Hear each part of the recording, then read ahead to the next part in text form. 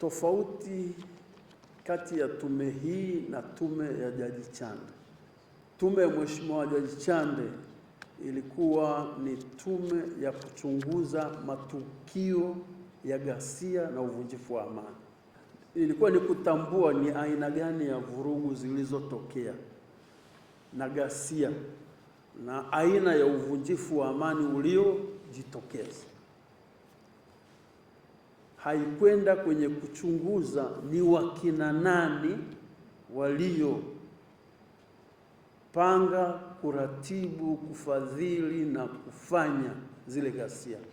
Sisi tumepewa jukumu la kwenda kuangalia wahusika ni kina nani, waliopanga, walioratibu, waliofadhili, waliotekeleza. Halafu pia tuangalie masuala ya madhara, kwa maana watu wameumia, watu wamefariki kutokana na ghasia zile. Nani wahusika?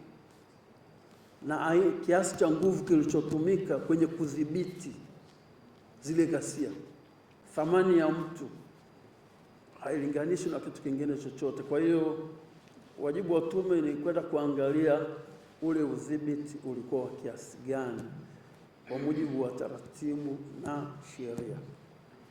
Hizi ndio tofauti kuu zinazotofautisha tume hii na tume ya Mheshimiwa Jaji Chande.